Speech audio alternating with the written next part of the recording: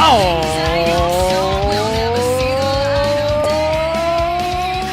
yeah. Thank you, Bad Mary, for that too sweet play-in. Welcome back, all you four-color funny book aficionados. I definitely did not forget to unmute my mic right there. This is US Comics Cast, Chapter 3, HQ for all things comic book related. Don't worry, folks. It's all part of the show. I am Jon Rivera, the CEO and co-founder of US Comics. And that, of course, makes me your co-host, your co-founder, the co-captain of this crazy starship that is a U.S. Comics Cast. I'm the COO. I am the greatest Charlie you will ever meet. What up, y'all? It's podcast time. Hell Jon! yeah, that's legitimately, Charlie. I would probably be a bit more comfortable referring to you as more of a co-captain, or like an alternate. I can see Charlie rocking the A on his chest, Okay. but you know what? That's just some big brother bullshit talking right there. But Charlie, one thing Yes? remains to be said. Happy Comic Book Day. Happy Comic Book Day to you, my friend. And Thank you. oh, baby boy, was today one of those perfect comic book reading days. It was gorgeous Busy out. day, busy day. I threw the puppy in the Ecto Li, or the Ecto Fun if you're nasty. Drove down to my local comic book shop. I picked up this week's books, and right on the top was the gold-headed son of a gun I just loved so much. Jon, did you have a chance to read Rocketeer, The Great Race, issue 1 yet? Charlie, we all appreciate your acting skills.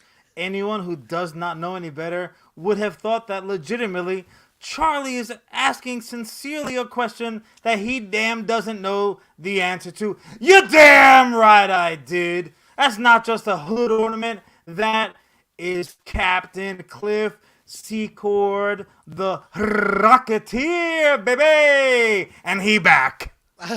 Man, I love Rocketeer, and Rocketeer is one of those properties. I'm super curious. We are live on Facebook, live on Twitch, live on YouTube, all over at US Comics HQ. Make sure you drop a like, make sure you follow, but make sure you comment along because we are super live, and I needs to know because I know IDW has been trying to make Rocketeer Super live.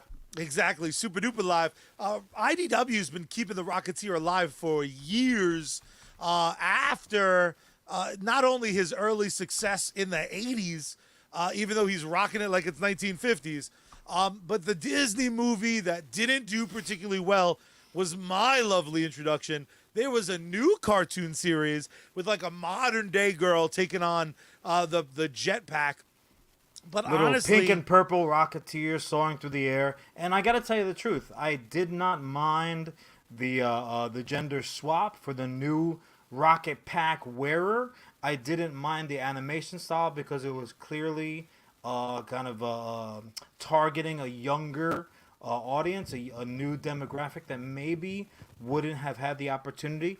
Because the movie actually, I know it gets confusing because the movie is set in the late 30s. So it's like Cliff Secord would be almost adjacent to Dr. Henry Jones Jr. Like that's the era that we're in. Again, don't forget he threw down with Nazis often and always. he really did have a very specific blueprint where, like, if you think you hate Nazis, and I'm sure if you're dope enough to be enjoying this pod, you probably hate Nazis. We I know mean, you Captain should. America. You Captain should. America hates Nazis. You should. They're hateable, small dick energy having J-Brones. But Cliff, However, credit where credit's due. wonderful fashion. Are They you are going the fashion? sharp dressed motherfuckers. They, John can truly find Woo! the good in all the evil, and evil they are. But the popping their Rocketeer, collars. the Rocketeer, more than hates Nazis, he fucking hates. Hates them. He He hates them. hates them so much that he goes that extra route just to he just twists the knife in. He does them dirty with their own Mauser pistol, like that famous visage of the Rocketeer with the gold hood ornament, helmet, the silver vacuum cleaner on his back, Yes. the dope leather jacket with 1.5 billion buttons. But he's sitting there, and he's got the Mauser, he's got like the parachute pants, like he's gonna ride the Derby after he's done saving Jenny. Jenny, delicious. But also, as well as for all the good that he has given us. And Rocketeer, surprisingly, that flick is not from the 80s. That flick is from 1991. It was like So right this there in like was- the beginning of But the here's the thing, superhero like, movie. this was like a non-superhero movie before really superhero movies kind of like hit hard like they have obviously now. But before that, there was really just damn Superman doing the thing. Well, what's but- crazy is because we have Paul over on YouTube, cousin Paul. Yeah, cousin Paul welcome coming to from welcome to the UCB. feed. Paul, who we know loves pulpy type stuff, doesn't know about the Rocketeer. So for those unfamiliar, cousin the Paul. Rocketeer is and John, correct me because I mix up the movie and the Oh, comics sure. all the time. Correcting you is my absolute pleasure. It's also like your third favorite thing. The other two are gross and will not be discussed today. You We nasty. can't talk about that. You though. nasty. You promised at least one episode. With that being said, the Rocketeer is about a pilot. He does stunt shows. He finds a Nazi Rocketeer pack. I hate to call it a rocket. It's like a rocket pack for his ass. Already corrected me. I'm already Pinocchioing. Actually, Charlie, the rocket pack was made by an American industrialist and rich, certain Howard Hughes. Fiction Type? would have you believe. No, legitimately, the actual guy, Howard Hughes. He's like, you know what? Couple months down the road, I'm going to be growing my nails out very long and pissing in jars in my home office. But today, I'm gonna make a dope Rocketeer pack, yo. So yeah, he finds it and fucking comedy ensues. He literally is a guy who always finds himself in the thick of it, much to the chagrin of I feel you, Cliff. I feel you. You and me, brother. on again, off again. Betty Page, the actual, sometimes the real Betty Page, sometimes a fictionalized version, sometimes a nice amalgam Jenny. of the two. Woo, Jenny. What's awesome about the Rocketeer for me is this is truly the best example of like an everyman hero. He's Yeah, for inclined sure. to do good for the sake of good, but he's in no way Bruce Wayne. All he really has is that he's kind of fearless. He almost is like a better Hal Jordan because his fearlessness, legit, homeboy got a dome on his head and fire at his ass, a great set of boots, and If homeboy Cliff saving the Secord world. had a business card, that's what his business card would say. Cliff Secord, dome on my head, fire on my ass. Call 555 Cliff. Because back then they only had a couple numbers. So Yes, that would have was worked. it. That would have It been would fine. have worked perfect. What I really dig about this issue too, so Paul, I highly recommend you pick it up. What is it, a 4 or 6 part? So it is a Mini. real quick. It's a 4-part expected miniseries coming from IDW and Rocketeer. A lot of people don't even know. Cousin Paul notwithstanding, most people know the character from the movie, the 1991 movie. Again, you had Billy Campbell played Cliff Secord. Really, he should have been a big star. Other than that, all I can really think of is he terrorized J-Lo in Enough, and she ends up fucking getting engaged not once but twice to a guy that looks very much like him in Ben Affleck. Who else? Love of my life, Jennifer Connelly. Now, granted, I has fell enough in love with eyebrow her for 3. God when bless her. she's. If we ever have kids, they'll be all eyebrow. They'll be like Cousin It, but it'll be eyebrow hair. I fell in love with her age appropriate in Labyrinth, and here she was just blossoming into womanhood almost at the same time as I was blossoming into womanhood. So like we kind of are of an age. Who else? Alan Arkin plays Peavy, who's like his kind of who's his Alfred type. Yeah. Who else? Fucking Terry O'Quinn plays the previously mentioned Howard Hughes. Just with all due respect to Leo, maybe the best depiction of a historical Howard Hughes character. Really made a fucking like a hero out of him. Who else? And then a lot of Paul Sorvino. I had read something that said for that part, like the mafia boss, that fucking what's his face, Little Nicky. Hey, my fucking clown to you. What's his name's escaping me right now. But Oh, he was Danny original, DeVito, not Danny DeVito. What the hell's wrong with you? He's also as well as a little person. Oh, how dare you! It'll come to me later. But that all being said, they approached please most of the save us, cast of comment Goodfellas to play that role. He was dynamite in it. Joe Piscopo. No, Joe Piscopo. Ellis, goddammit. He also wrote no help. No help. Joe Puco is what Ellis wrote over on Facebook. And you know what the worst part about it is? Joe Pesci. Thank you, Ellis. Thank you, Ellis, read it as Joe always. Piscopo. Yeah, thank you. Oh, yeah, Joe Puco. That's who Oh it my was. God, the sheer absolute confidence you Oh, had. baby. You and Ellis making the worst team. Ellis was right completely. I just misread what he wrote. But yes, I'm gonna Ellis call was him right. Joe It was Puco Joe. from now on. Sounds Well, like a don't- pugilist that Not lost to to his Rocky. face, you won't. Not to his face. But that all being said, most people, I would say, probably to put an inappropriate mathematical faction on it, I'm gonna call it 92% of people know the character from this Disney flick. If you don't know it, cousin Paul, go ahead over to Disney Plus. It's streaming right now because it is part of the Disney. And it's like it has aged like fine wine. perfect. The It looks Rocketeer great. is so good. Ugh, And like it's dynamite. It's it just a dynamite flick. genuinely, it is my favorite, my second favorite. It is my second favorite American flag waving superhero posing movie of all time. But here's the funny thing: the best. as dynamite as that flick is, Rocketeer actually did start as a comic book, not a serial, not a strip, a comic book. So here's a character. It fakes who it, though. It certainly does fake it because the character was conceived kind of with the idea of an homage to that area of radio serial heroes and kind of like short, like the black and white. They originally were talking about maybe filming it in black and white, and they're like, nah, I don't think so, guys. We need to make some loot.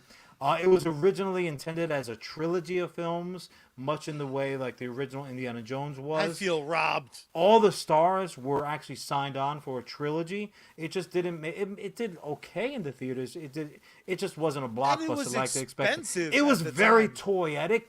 To Oh my steal God, that term, yeah. and they didn't make any toys. So they really missed the boat. But that all being said, Rocketeer arguably is at his best in his native land, which is the 4-color funny book pages. Charlie, I'm so happy that you feel the way I feel about this damn comic, because what it really is, a lot of times people will talk about, you'll hear naysayers talk about like, oh, one trick pony. If the trick is good, if I enjoy that particular trot around the stable, then you know what? I will buy that ticket all damn day.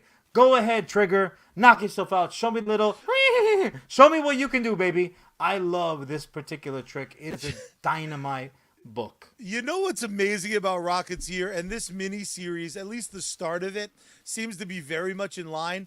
Rocketeer, for me, in all of the comic iterations, he's at his best when he's hanging it up. He pulls a Spider-Man retirement. Every miniseries, he's like, you know what? I'm gonna hang it up. I'm gonna start a family. I'm gonna get a regular job. And then Nazis show up because those Southern muckers are everywhere, and he has to whoop some Nazi ass. It's That's like what the he has Nazis to get an do. email blast like, "Du-du-du-du-du-du-du-du. Attention." That was German for some reason. That was awesome. Cliff Secord, he has retired again.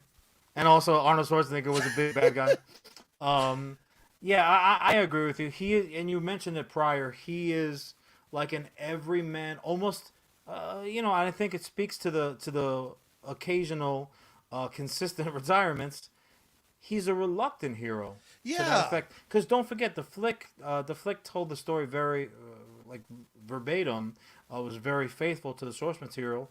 He had no intention of fly around the sky being like a hero type, not a superhero. That they don't exist in that universe.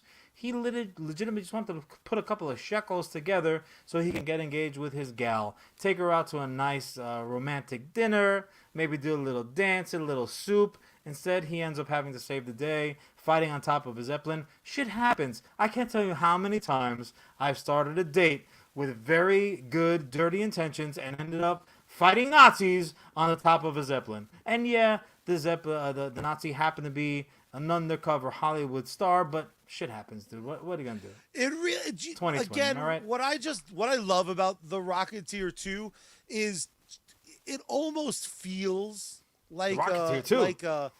Electric Boogaloo. It feels like the worst kept secret because there is periodic merchandise. Like you'll see that helmet is so iconic, almost in spite of itself.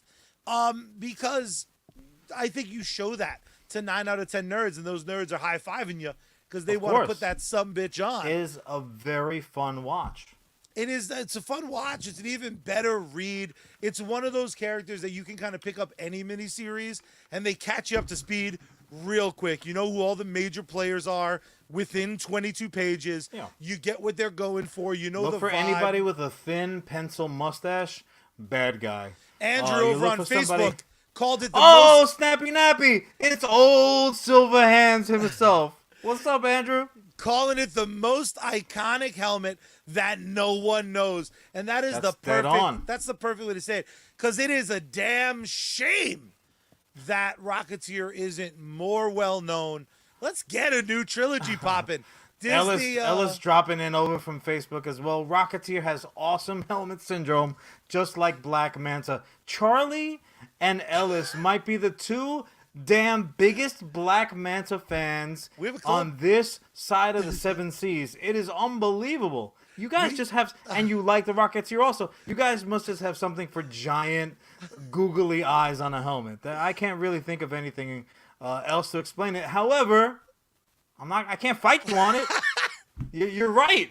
It's the same reason we love Amanda Seyfried. Those giant glass goggle eyes work for us every time. It really does sound like we have the world's most specific kink now, and I'm really upset that Ellis's current Facebook photo is him as Batman and not him in one of his 37 Star Wars helmets that have that same giant eyeball. My question for Ellis is, where is the Batman Star Wars crossover cosplay? Like it needs to happen sometime soon. And even as I say that, I'm also now contemplating what a Rocketeer Star Wars crossover just cosplay would look C-3PO like. flying through the air, just all English as hell. Keep talking, baby. Keep talking. Oh no! Oh, kudos to anyone listening and not watching this show, because you just save yourself a long night's insomnia. But again, we very easily get off the damn point. The movie is outstanding. If you have not watched this 1991 damn Disney classic, but also as well as this new comic book series, is Tits McGillicuddy. It is Irish all day. It is tremendous. It's only going to be a 4-part series, so you don't have to commit to a lot of reading. IDW is not DC, not Marvel. IDW. You be reading that comic because it is awesome. Trust me. It is such a strong start. It is such a good concept, and it does one of my favorite last page teases for the series ever. It's like they got it in like 12 panels in the last page, and I'm just like, ooh, he's in so much trouble. You better pack your pack, man. You better pack your pack. Phil, I'm doing some technical fair enough. here. You know, the thing about miniseries like this, it's that low commitment versus the high payoff. There's not going to be a lot of wasted pages. There's not going to be a lot of wasted panels. And for me, that bang for your buck really does make it such an enjoyable read. It's also such a short miniseries that I'm going to keep the issues out. And when I finally get to issue 4, I'm going to reread 1, 2, and 3 like a nice little comic binge. Well, that is exactly the point. It's like having a limited series. You always watch the recap, because the bottom line is when you have content that is detail specific like this, and also as well as when you're dumb, like no offense, but a lot of you are dum-dums. I love you anyway. Sometimes it's good to be like, oh snap, they did this or they did that, this agreement, this battle. Then you can go over to the Google box and learn some shit. See what I'm saying? It's entertainment, but it's educational. It's both together. Ooh. I will also say this is one of my favorite. I think it's called Chekhov's gun. It has one of my favorite loadings of Chekhov's gun on like page 4. They're like, hey, guess what? This shit could explode real good. See you for issue 4 when we blow it up, bro. I'm like, yeah, comic book. Yeah, exactly. They play real coy with it. Rocketeer, absolutely. I think it's the read. It's the must read, certainly of the month for me. Of the summer. Let's call it the must-read mini-series of the summer. If we had any kind of effects, that would have been a big stamp that hit the screen. But we're the fucking worst. The Rocketeer from IDW. It's called The Great Race.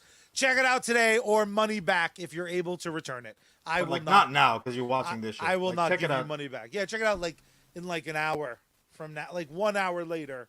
Buy it. Do it. Yeah. And the bottom line is this. If you go out and you say, oh, I read all 4 issues already, only the first one is out, and that makes you one thing, Charlie. Why don't you tell the good people what it would make them?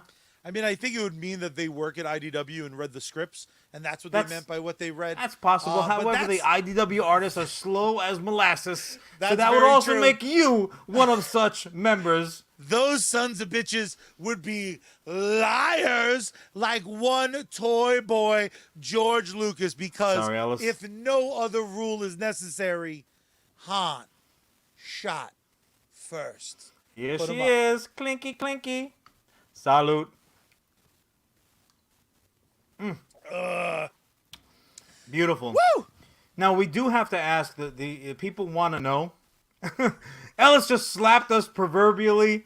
Ellis, that's a 10-year ban. Immediately lifted, and we'll just put you on probation because we love you. You're too talented to ban ever.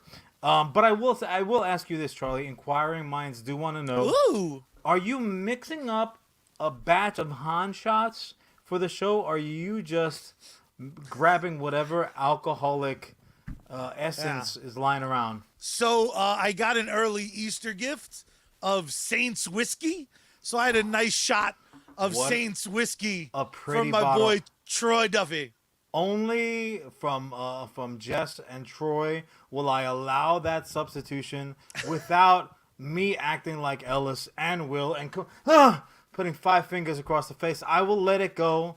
We are on the cusp of Easter. Old silver hands Andrew over here and we just finished highly successful, if I do say so myself, run of JC Superstar. So I'm in a very holy mood. I will allow it. I will not give you 39 lashes across the back. I'm not saying you're the guy who is problematic in that story, but you're one of them. I was just doing my job, bro. I don't want no following problems. orders. Just following orders. They'll fire you. Cliff That's the Secord worst is gonna be argument after ever. me. That story is brutal. There was an old lady like weeping in front of me in the theater. I was like, lady, relax. This isn't real. That was your mother. Oh, yeah. She had good seats. I was in the nosebleed. Oh, that's right. That's right. In any case, yeah. So again, that's our strong recommendation. Do yourself a favor and listen to us. If nobody else will, we are counting on you, few but strong and intelligent folks, to do so. But Charlie, I don't know. You tell me, man. What the hell else is going on by you? You know, your topic's next though. Oh, so I was gonna try to. You have to finagle me. Nah, that's fair enough. I introduced it, so it's your turn. And all right. So we've got the ad break is after the next topic. Yeah, that's right. I was actually doing an ad for my own Han shot, my own Han shot creation. But it's fine. What is the recipe? Remind the people. You know what I'm gonna do? I'm going to mix up. Let's call out here. We'll do it for the Easter holiday. Recognized. I will whip up a batch of Han shot for the good people. And we'll make it a point to really describe it as we go, so that the low techers that are only on audio, that they'll be able to Fair enough. to mix and match us as well. But you know what? This we had mentioned the run of Superstar, very successful. Again, old Silverhands Andrew will tell you himself, because of course he was a star, so he'll certainly tell you. But that particular show, as much fun as it was to do, as wonderful as the cast was to be around, in this particular instance, unlike my last go round with Andrew on the boards, I had a fair amount of little downtime, a little time to think. And as I sat there looking at myself in the mirror, thinking, God damn, look at that guy. Whew, I do him. Also, as well as I was having a couple of thoughts were running through the old mind.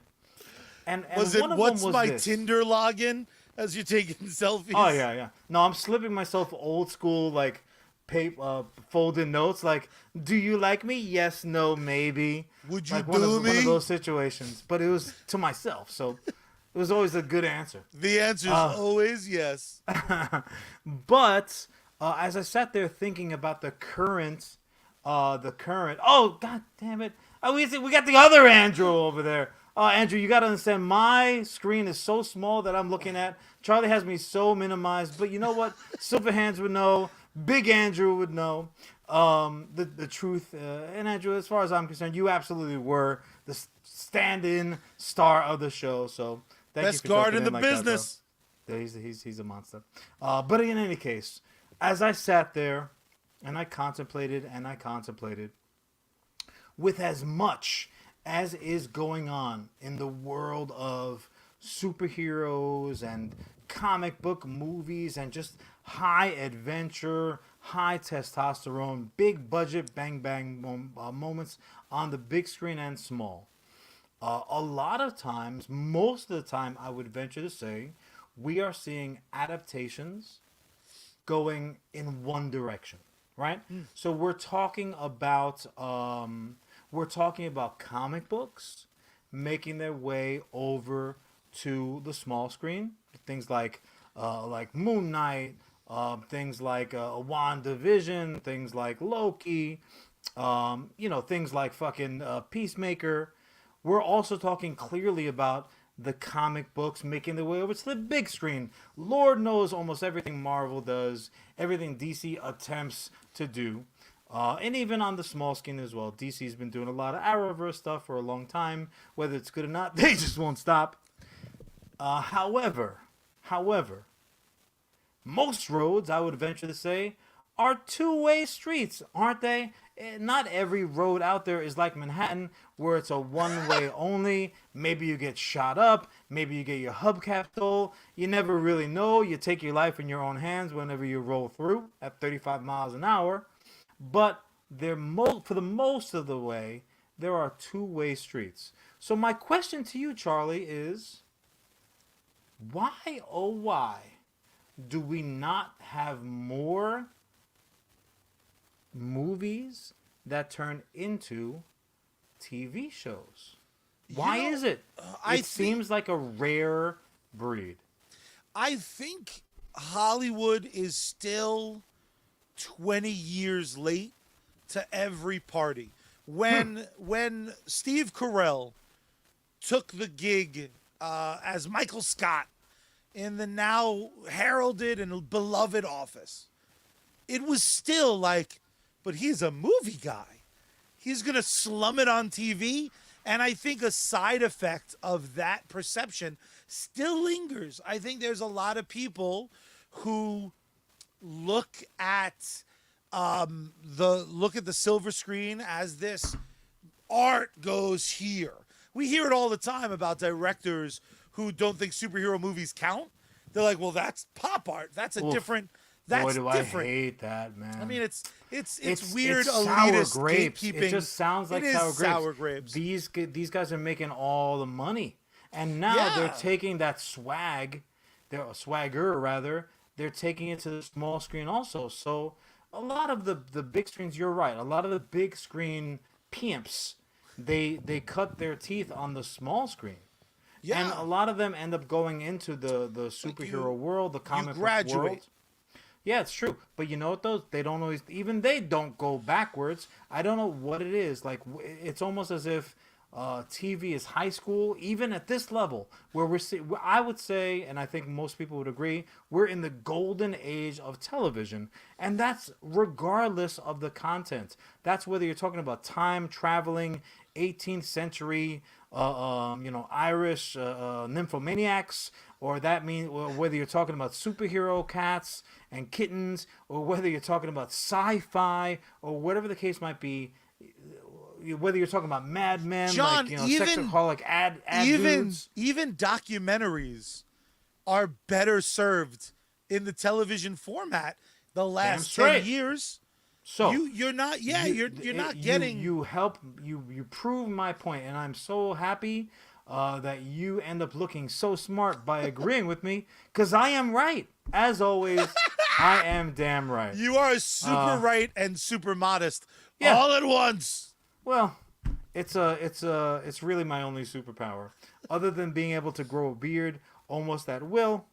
That would be my fun superpower. fact. John was clean shaven for the entire run of Jesus Christ Superstar. He just popped this out. I was the last few clear days. shaven while we were off screen as the theme music was playing. It just popped up there. Anyway, John's the equivalent of Teen Wolf. Oh yeah. Well, you know what, Charlie? I'm glad that you brought up Teen Wolf, because most people would remember Teen Wolf, the 80s flick, right? They might even remember Teen Wolf 2 with Jason Bateman. But I think you win. More of the moderners, they'll remember Teen Wolf, the TV series. So there's an example. That is the greatest transition. Thank you.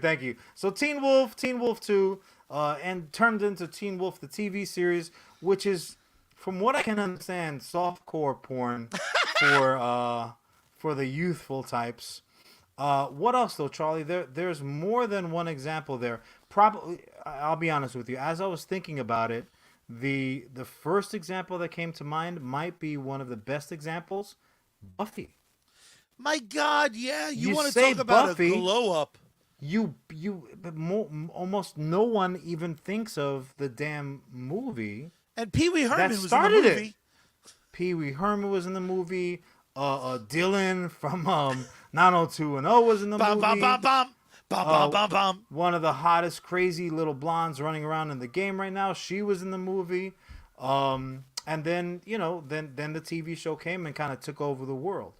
What else? Coming from Facebook, Highlanders TV show that had its own spin-off, the terrible Highlander the Raven. Highlander, actually, being so successful as a TV show that they ended up changing the mythos of it all, because like, you know what, we have to make this make sense. Yeah, it doesn't make a difference that we have an Irish rogue sounding Spaniard in the original. That's nothing. You want to really get crazy, watch this TV show. Well, I mean, in the more recent realm, Cobra Kai. Fuck yeah, Cobra Kai. So you have all these Karate Kid movies, not including the Kung Fu Kid, as I like to call the Jaden Smith version, the Jackie Chan version. Jaden Smith's name. Damn, I'm getting in so much trouble with Will today. It's a good thing I have this beard, so that slap doesn't hurt me too bad. What else? Just really quickly. Fargo is another example. I love the movie Fargo. A lot of people with the success of Fargo TV show, like it doesn't at least come to mind. They probably know it because it is such an indie darling.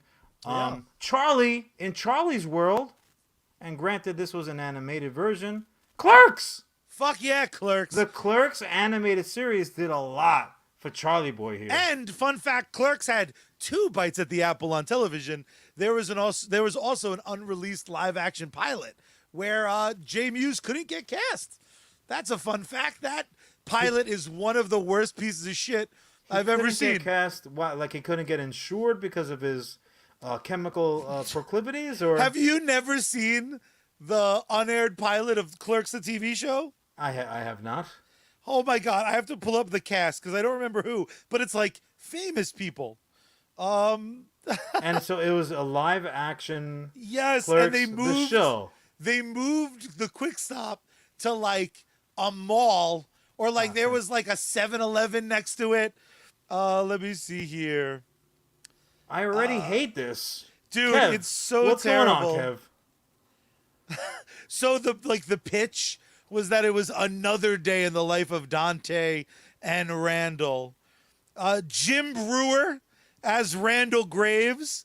Andrew Lowry as Dante Hicks. I'm trying to think of anyone else that like really was well known. No one else really. Oh, Carrie Russell plays a character named Sandra who works at like a hairdresser. It was Najima holy girl crap. herself. Holy shit. They were pretty serious about that. Apparently, they tried making Ferris Bueller's Day Off a series. Well, they made Parker Lewis Can't Lose, and Parker Lewis Can't Lose was basically Ferris Bueller's Day Off, like the knockoff brand. That was like Pepsi to Coke. Blade had a show. Blade had Ellis. not only did it have a TV show, it had a damn near unwatchable TV show. Holy shit, that sucked. You're not gonna say that to Sticky Fingers' face, And because it was Sticky Fingers himself that was playing the titular Blade. Sticky Fingers, I have bad news. Don't say it. I like Blade Trinity, and I think your show sucked. Oh, Mortal Kombat, the TV show, that's a special one. Somebody is about to get low down, gritty, and grimy on my little brother. Oh my God! Oh, I was just talking about this the other day. Clueless, the TV series, was awesome, and the girl who played Cher was arguably just as fucking influential in my becoming of a man as Batgirl herself.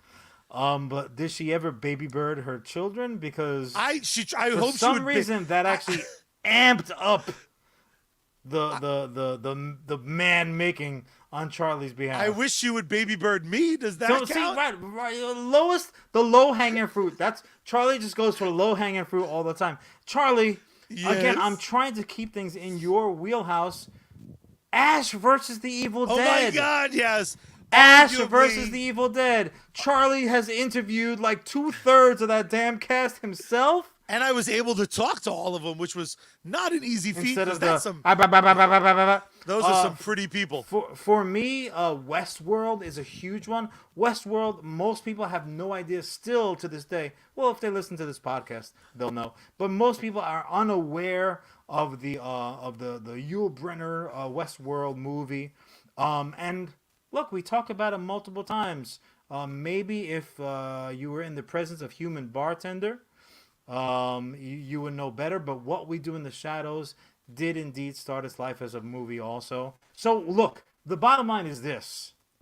We have a precedent, a well-established precedent of how you can take a flick, a well-loved flick even, not just a stinker, and end up with a legitimate monster hit, universally loved, makes all the money in the world type feature. So I would like to make a proposition, Charlie. Yes? I want to go ahead and put out this idea free of charge to the powers that be. And you know me, I don't like to give anything away for free. That's true. You do hate that. But all I'm asking for is a little nod to the USComics crew. So you know what? This idea came from these gentlemen, these good-looking summer bitches. And when this becomes a huge hit, because there's a lot of monster TV series coming to an end right now, you can just thank the boys at USComics.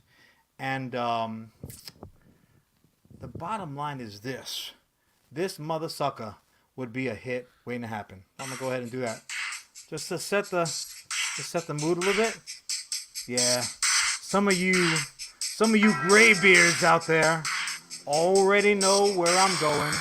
But for those of you not in the know, for those of you who are not in the good graces of the musical genius that is Berry Gordy, I'll go ahead and break it down for you. In New York City, a young man searches for the master to obtain the final level of martial arts mastery known as the glow. Along the way, he must fight a martial arts expert corrupted with power and rescue a beautiful singer from an obsessed music promoter. Damn straight, y'all. Charlie, who's the master? Show enough. Who's the master? Show enough? Who's the master of Harlem? Oh, God, that's amazing. You goddamn right. Charlie and all my beautiful people out there in TV viewing land, kung fu mastery aficionados. How dope would a Last Dragon TV series be, Ellis?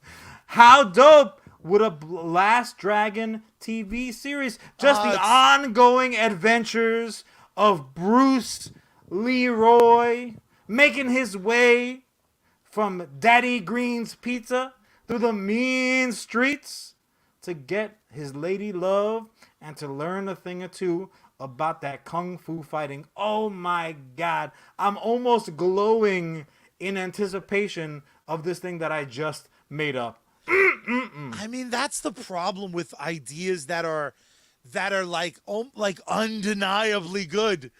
That is just, and again, all you need is that first season. You just need the at-bat. That pilot. show almost does it for it. All we need is a pilot. Also, as well as the fucking soundtrack.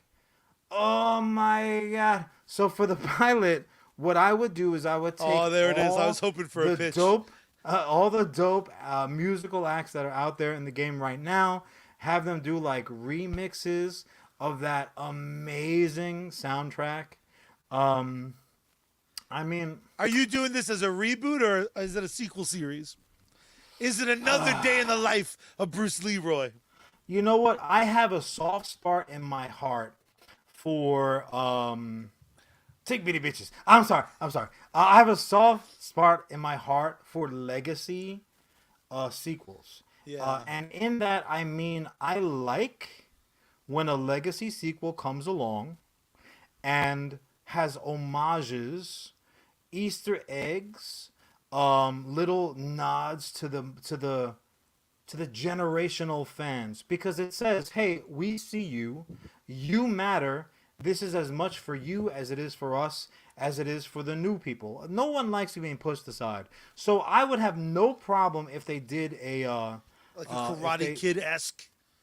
Not so much. I would probably make more of the illusion of like the newest Star Wars trilogy. The first flick in the new trilogy, I actually did like best because specifically of its cyclical nature to A New Hope. I was like, I get it. History repeats itself, dum-dums. All these people that don't want to learn history lessons are missing the most important lesson, is that history does repeat itself. And if you give it to them in this format, in like a little yummy, digestible tidbits, they could be like, oh, maybe we shouldn't pass this law to make that illegal because Last Dragon told me that history repeats itself. That's how you teach people, Charlie. This is all I'm saying.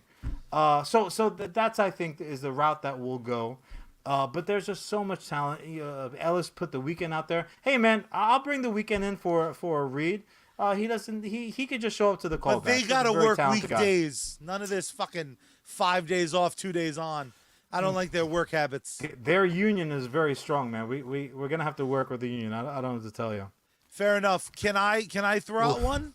Go ahead, man. Throw it right out. That's just dying, and it's truly could function as part 4 and just keep the adventures going. How the fuck do we not have Ghostbusters on the small screen? None of the streaming services want all the money. Winston was just in like the Bad Boys Girls TV series. Homeboy likes to work. Let's get Winston. Dude. Let's get a new team. The best Eddie, part of that he's show. A hard-working man. Now let me ask you this: only because we did just have, I had to take Last Dragon, but I had to dust him off. I had to really polish him up. A genie almost popped out the other end of that VHS tape. And Charlie actually got me an autograph of what's his face, Bruce Leroy. Bruce Leroy. His name's Takai. If you're that iconic, you're the character. Takai, something along those lines. Apologies. I don't want him to slap me. I don't call The Rock Dwayne Johnson. He's The Rock. So Bruce Leroy is Bruce Leroy. That's fair. But I will say this. So Charlie's Pitch, it's just coming off of a very, very successful flick. We're almost guaranteed to be getting more flicks. Now, I would say this. If you want to expand the universe, as we know Sony like to do, Yeah. then you can do a spin-off TV series. Maybe you could follow the further adventures of some of the now non-main players. I would have no problem with that. So let me ask you this, Charlie. If you were not going to follow the kind of the main folks, who as a side quest, as it were, would you be interested to watch like a 10 episode little series expanded upon? Yeah, man. You know what? Let's have something totally different, but wildly the same. I would do like a fake reality TV show version of the second official Ghostbuster franchise being opened up in California. So aesthetically, we're way different, but still could have iconic scenes. And we're following little Oscar opening up the second franchise. His adoptive father, throwing the kid maybe. You're introducing it. See, I have a slightly different pitch. Hit me. I want my spin-off ongoing series to operate more like an X-Files situation. Ooh. And it's raise a cult. I love it. So basically the show centers on his store, and people come to him looking for his occult expertise. So while it lives in the Ghostbusters world, you now open yourself to all the real Ghostbusters cartoon adventures when they went off. They dealt with vampires and werewolves biting each other on the ass. They dealt with demons. They dealt with all kinds of stuff. This now opens that entire world up to the viewing public, myself and yourself. Look, that's what we do, man. We take good ideas, we shine them up nice, and we get them ready. And I want all three. I want the movies that keep popping out every couple years. Oh yeah, no. Charlie I want is it all. As Ghostbusters greedy as one can be, who's not wearing a flight suit and light him up, but he just happens to be wearing a flight suit and lighting him up. But in any case, that's my time, folks. I do hope that you are on board with me for Bruce Leroy's further adventures. You can go ahead. You can hit us up on all of our socials. That's, of course, at USComics HQ. Throw me some ideas that you might have. Go ahead, take a couple of pot shots at my ideas so I can come back over the top, and I'll put the glow on and I'll dunk your head in water and I'll show you who the master is, but in a friendly way because I love you all. But in any case, Charlie, why don't you go ahead and kick us off with our sponsors? Let the people know how we are able to do what we do. Would you? Absolutely. And unlike some of those other filthy, disgusting podcasts, we actually do love our sponsors. I listen daily, nightly, and ever so rightly to one of my favorite bands of all time, and that, of course, is Bad Mary. You can follow them across all social media at Bad Mary Band. You can throw them money over on patreon.com/Bad Mary. They are touring right now. So if you go to their website, badmary.com, you can see where they are making appearances next. But my favorite part, it's not the fact that they're about to drop even more new music. It's not the fact that if you wait till the end of this episode, you are going to hear a brand new song off of their most recent album release. It's the fact that you can listen to their entire discography on every music streaming platform. I think you should buy a keychain, a t-shirt, and the CDs. But you can right now, if you pay for a music streaming service, listen to Bad Mary for free and tell your friends and show that love. Bad Mary, we love you. Stick around to the end to hear another new track. Oh, hell yeah. They have all these live events coming up. If you happen to be in the Long Island, New York area, you can see them live. They're a dynamite. To me, I'm sure Charlie agrees because he's very smart and handsome. The true measure of a band is if they are as good at, live as they are on tape. And fucking Bad Mary certainly is that. They almost indistinguishable recorded versus live in your face. I'm planning on catching them a couple of days at Mr. Beery's yet again. But in any case, when you are not in a smoky, alcohol-fueled state, If you are not watching your two favorite Ricans kick it about comic books and TV and video games and whatnot. No, I'm Charlie. I'm talking about two other Puerto Ricans. Not you. fuck. Why don't you do yourself a damn favor and check out the Sergeant Finesse. He is the gamer extraordinaire. The bottom line is you can check him out here on Facebook. You can check him out over on Twitch, unless you're watching this on Twitch, in which case you can check him out here on Twitch or over on Facebook. Multiple streams every day. Outstanding video game content. Supporter games, check. Co-streams, giveaways, damn straight. Contest, why not? Don't be a sucker. Check him out today. If you happen to be traveling to PAX East up in Boston in the next few days, you can also check out his act there. Go ahead if you need to pick me up, though. It is so simple. Like your name was John. Follow the White Rabbit over to sneakenergy.com. I think I will. Gulp. So damn good. If you're looking for some fresh new merch, however, summer is upon us. It was hot as hell today. I'm still kind of sweating in the pits area. Go ahead over to geeksunleashed.com. Use code SARGE. That's the Sarge. If you're nasty when the Sarge is on deck, you salute GG, son. Charlie. What do you think, man? Here's what I think. What's that? I think in brightest day, in blackest night, no evil shall escape my might. Let those who worship evil's might beware my power. Green Lantern's light. The Green Lanterns are getting quasi rebooted or reestablished. They're essentially getting rebooted in this week's Green Lantern number 12. They got the Cinemax soft core action. They're like exactly. And it's real dirty because they got that squirrel alien just doing all sorts of shit with its tail. I was like, I didn't think I could get up anymore, but he used the green ring to. I have a really, really weird love-hate relationship with Green Lantern. So I was excited to hear about. I obviously in the previews they talked about this issue having the quasi reboot, so I did pick it up and check it out. And I got to tell you, that's number 12. Yeah, for those keeping score. Correct. Green Lantern 12 in the current run out this week. I got to tell you, man. I'm very excited to see what happens next. In essence, to catch you up, obviously there's like this whole ridiculous color spectrum. There's 1,000,000,005 lanterns. Jim dropping the meats. The Green Lantern Corps has seen easily entertained. The Green Lantern Corps has seen a lot of changes in recent years. Green Lantern does need an awesome helmet because his old school domino mask with the nose is 40% of the reason why I dislike the character.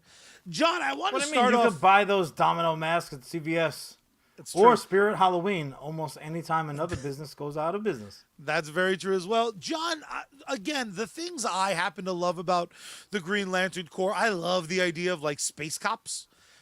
To me, they've always been like the cooler Nova Corps. What you gonna do? But Nova Corps never really 1,000% worked for me. I love the character Nova, the most recent iteration of Nova the Kid. Nova the Kid sounds like a cool comic title. That's not the name of the book. It's just called Nova. On Disney Plus, he would be Nova the Kid. Nova the Kid, I like it. What are your general feelings about Green Lantern in general? A lot of times Hal Jordan gets kind of the harassment of like he's a not as good Clark Kent. Which I don't totally disagree with. But Green Lanterns in general, what are your feelings? Who's your favorite Green Lantern? Let's chat all things Emerald. So Green Lantern is actually, it's almost as if we have had a yellow shield around us. Green Lantern has largely gone in what, 3 seasons that we've been doing this? Like, and one of the seasons was like 5 years long. Green Lantern has largely gone unscathed. Even like original Alan Scott Green Lantern, who like, if you had a pencil in your pocket, he was not gonna give you a hard time because it wasn't yellow, it was wood. It's ironic that don't do it. Because now he loves wood. He loves wood. See? That was Charlie. I know we sound a lot alike. That was Charlie for anyone I'm on John audio. Rivera, and I approve this message. You certainly are not, you son of a bitch. Anyways, Andrew, I think I do need some fucking guard services. Can you please escort this gentleman out? Andrew, the best guard in the business. But yeah, no, the Green Lantern has always been, for me, he was just like one of the guys. He was a Super Friends level character. He was part of the group. Now, in the comics, I can't think of very many people who have been put through the ringer more than Hal Jordan specifically.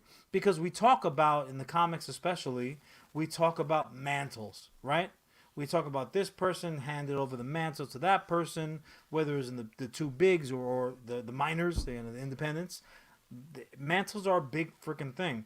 Green Lantern, and by proxy, the Nova Corps also, is the ultimate mantle. Literally, like, bloop, okay, I was Green Lantern, now I'm just Hal Jordan. Charlie, there you go.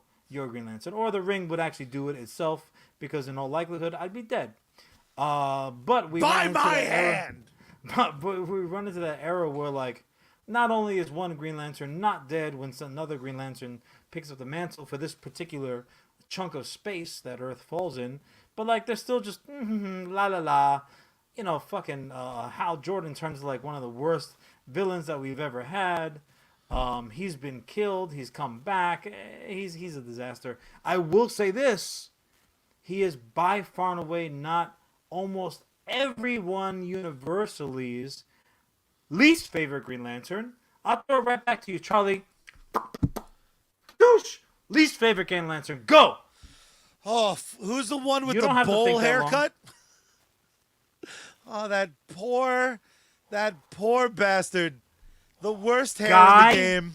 Guy Gardner's the had worst. the benefit, the comic book equivalent of Captain America's shield. He had an alliterative name.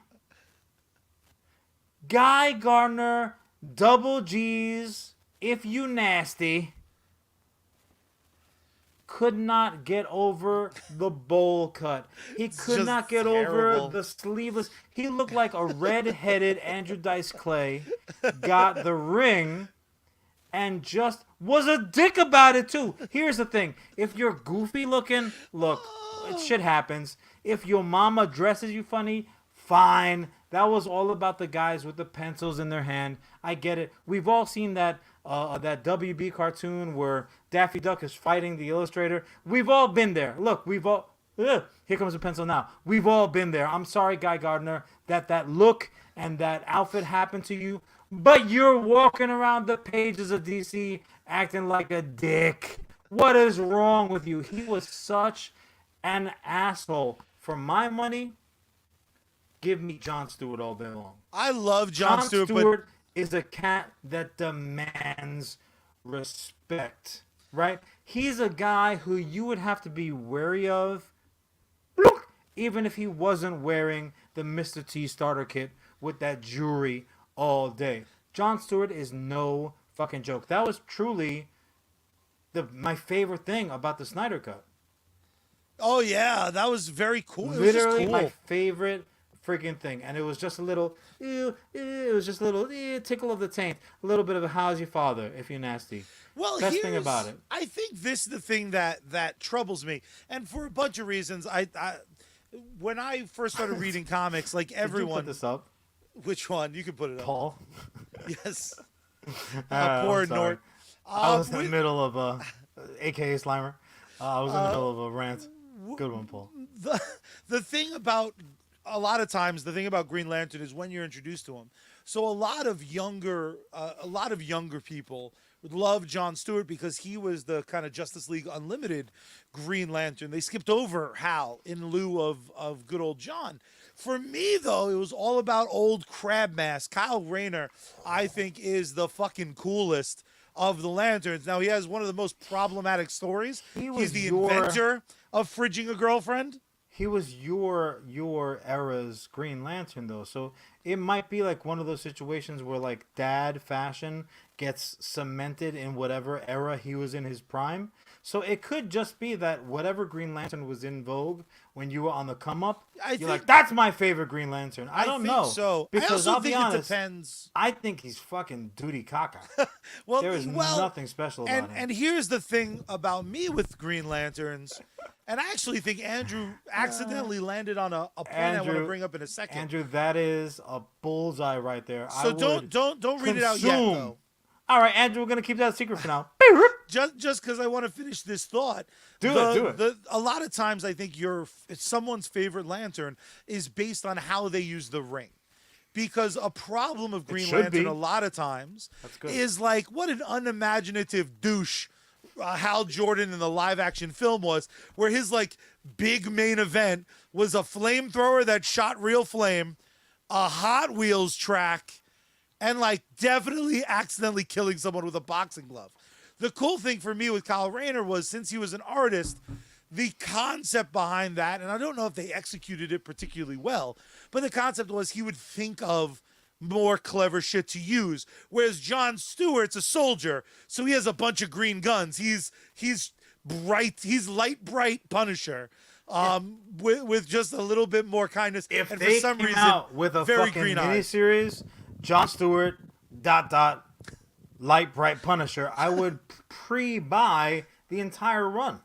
Now, and again, I promise we're going to get to Andrew's Facebook comment in a second, so have that ready to queue back up. But when you talk about Marvel, especially before the cinematic universe took off, everyone talked about the Avengers. The Avengers were more of a draw than Iron Man, Thor, Captain America. The Avengers, the team together, was far more important to comic book fans than the individual parts. Yeah. In DC Comics, though, far more important than the Justice League is the Trinity: Superman, Batman, Wonder Woman. Well, so yeah, if you were to list the top 6, it's Superman, Batman, Wonder Woman, Aquaman, Flash, Green Lantern. If you go one further, Green Arrow. No. You put Green Arrow before Hawkman or Hawkwoman? No shot. No, you're right. My point is, can somebody clip that? Clip that. I need that made into an audible file immediately. Very available as an NFT this fall. The drop off after the Holy Trinity, I think, sometimes comes from those comparisons. There's 2 big mistakes, I think, that hold the Green Lantern cores and the Mantle Green Lantern for Earth sector, for the sector Earth, the sector of the universe that Earth's part of, is it always fails to be fully iconic because Hal Jordan is considered the first. Because I think I'm coming out of the speakers, but that's fine. We're wrapping up. The thing about Hal Jordan is that he is just kind of shitty Superman. The problem with Jon Stewart, Kyle Rayner, is that they're never considered the primary Green Lantern. Andrew brought up an amazing point that they should make Kilowog the main lantern. More to the point, there's nothing necessarily stopping them from, at this point in canonically, if they were to say that Earth is such a clusterfuck and it's had so many fucking Green Lanterns, we need an established lantern to run Earth. Could you imagine the Justice League lineup if Kilowog was the main Green Lantern? That's some shit I want to see. You talk about a world where the CG is now getting good enough that you could have fucking King Shark running around the Suicide Squad movie, and it's almost the most beloved character. How amazing if we put Kilowog in the kind of leaders, not necessarily leader of the Green Lanterns, let him be Earth's Green Lantern. How fucking rad. So again, we raised the interesting point. Hal Jordan, first human member of the Green Lantern Corps. Human member, obviously, from Earth. But after him, we get Guy Gardner, Jon Stewart, Kyle Rayner, Simon Baz, Jessica Cruz, and now, most recently, Sojourner Mullen. So we went from never having a human Green Lantern to having like a fucking parade down the canyon of heroes. That should not be the case. Clearly, on an intergalactic level, when aliens roll by Earth, they like, ooh, they're like, roll up the windows, kid, bloop, and they make it a point to lock the fucking doors, and they don't even care who sees. But Charlie, just again, as we are wrapping it up, tell the good people about this soft reboot. Tell them what the hell is happening, because honestly, it is one of those things that we talk about like arbitrarily as a wouldn't it be better if blah blah blah. This was almost like an in continuity reboot of just a specific window. This is not a new 52. This is not a Flashpoint. This is very specific to the Green Lantern. So walk them through real quick for anyone who doesn't know. Absolutely. The absolute brilliance of this run, or at least the brilliance that's set up, because there's a very good chance it's going to fall flat on its head. We recently had a ton of Green Lanterns depowered in the last couple of years. There's been this kind of common theme of the rings themselves kind of failing, running out of power permanently, people being kind of stripped of the authority. So what this book does is it only puts into play 500 rings total. And what's amazing about that is some of the Green Lanterns who got their power back are now Blue Lanterns, which is a totally different power set. It's a totally different mastery of that superpower. It's not too dissimilar to like suddenly Green Arrow's fast and Flash is like really good at being rich and shooting arrows. Not a perfect analogy. That's John's job, and his headphones died. The other really, really cool thing is some characters got wholly new power sets that are going to be defined moving forward. John Stewart is one of them, which is so exciting. Ultimately, the truth is I love the Green Lantern Corps for what they can be and what they seldomly have been. The Lantern War was one of my absolute favorite events, but it didn't have the ability to kind of sustain itself after.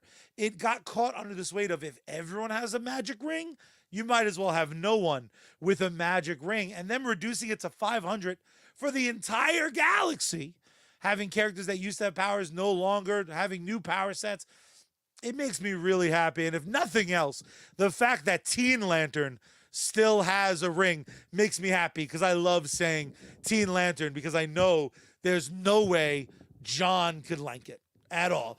Like it. I hate it. The one thing that I will say about Green Lanterns, and then I'll let Charlie wrap up his topic.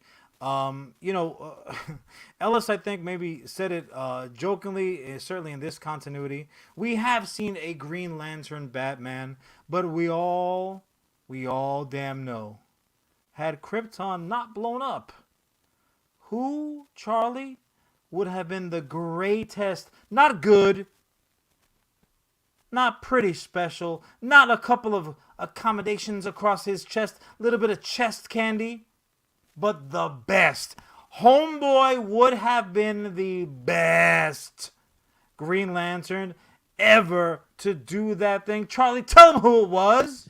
That would be one Kal-El, House of L, Kryptonian born, human smashing, cape wearing, the greatest Green Lantern of all, spit curl having, son of a gun. One thing I've talked about for forever, and then we will officially wrap it up.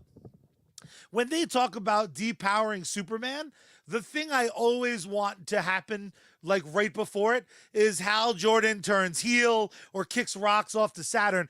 Literally the minute Superman loses his powers, a ring should show up, and that should be the transition. And if you did a couple years of Clark Kent Green Lantern, man, get his son runs around as Superman. Clark is Green Lantern, still running shit for the Justice League. Sorry, Ellis, Batman's no goddamn leader. He's the purse of the Justice League, and I won't hear shit else. That's the story I want. And also, I think if we ever do get this cinematic version of the Green Lantern Corps, I hope one thing they do is allow dead to stay dead. Because if you're going to launch it with Hal Jordan, when he dies, that's the only way that mantle should move to another human. And because again, it's not just the encourage- mantle; it's an actual piece of jewelry. You can't be bequeathed your grandmama's ring if she's still dancing the bop at the USO show. That's right. The last thing I'm going to say before I kick it to John for the official ending is we want to hear what you think. What do you think about the Green Lanterns? Do you like them at all? Do you think the Nova Corps run miles faster and miles better? If so, why? You can let us know all over our social media. It's at USComics HQ. Every single social media. We're there somewhere. Just hiding, waiting to yell at you, waiting to yell back. The best way you can help us, you can do a like on any of these videos. You can hit share. You can tell a friend to tune in every single Wednesday. The moment it becomes Wednesday, there is a brand new audio episode waiting for your ear holes everywhere you can listen to podcasts. Every Wednesday at 8, we come to you live, sometimes live to tape, but mostly live across YouTube, across Twitch, and across Facebook. And Ellis, if you ever have the audacity to imply that Kal-El's Kryptonian parents didn't have wonderful high-end values and that Clark wouldn't have, in any sort of parental situation, grown to be super awesome and great, well, then I will straight up fight you. I will fight you. Do you hear me? Damn it. John, what is the only way that we end this and every episode of US Comics Craft? Don't worry about it, Ellis. I will protect you from Charlie's misbegotten wrath. I'm pretty positive that Charlie Ellis was saying that had he not received the proper parenting from his good Kansas folks, that he might not have been worthy. I would counter more to the point, even when he was raised in damn communist Russia, he was still a pretty good guy. But that point notwithstanding, the bottom line is this. When you are ready to walk out the door, you cannot do it without the proper protection. And you have to go through the steps to get that shit done. You got to turn the power on. You got to turn the volume up, and you got to tune Bad Mary and open up the window wide and scream out into the night sky. Save me, Space Girl. We out.